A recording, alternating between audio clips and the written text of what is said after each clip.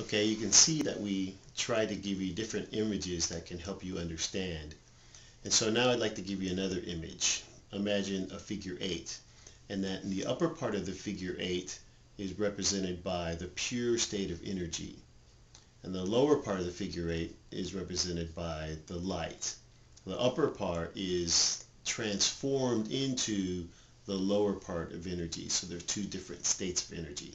I would just like to explain that in this figure 8, the lower part and the upper part are really expressed from the same consciousness. So from the perspective of consciousness, we could say that the lower light is represented by matter, matter being mother, so matter, mother in the lower.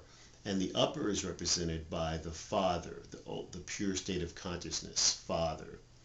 And so I think it's very important to understand that the Father and the Mother are really the same thing. There is no difference. They're the same. The lower mother is expressed, is a different expression of the Father, but they are the same. There is no difference, only a difference in the state of energy between the two. How does God create?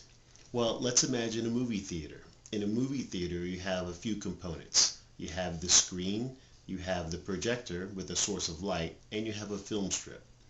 So let's imagine that the projector is the upper part of the figure 8 flow, the Father, which projects the light. The lower part of the figure 8 flow, the Mother, is represented by the screen. So what else do we need? We need the film strip. And so you can see that God has to be the Father, the Mother, and also the Creator. And the Creator uses his mind to create images, the film strip, that can project through the light onto the screen, the Mother.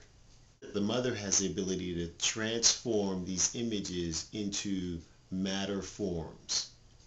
And so the light that goes through the projector, through the Father, from the upper part of the figure 8 flow, we can say is the Holy Spirit.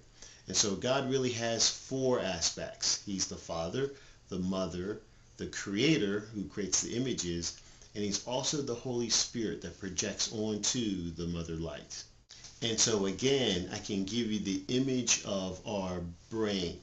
We have a right half and we have a left half of our brain. And the right half has certain responsibilities and the left half has certain responsibilities, but together there is only one mind within the two. So this is very important to understand that Father and Mother are the same. Like our brains have a right and a left, a Father and a Mother, they represent the one mind.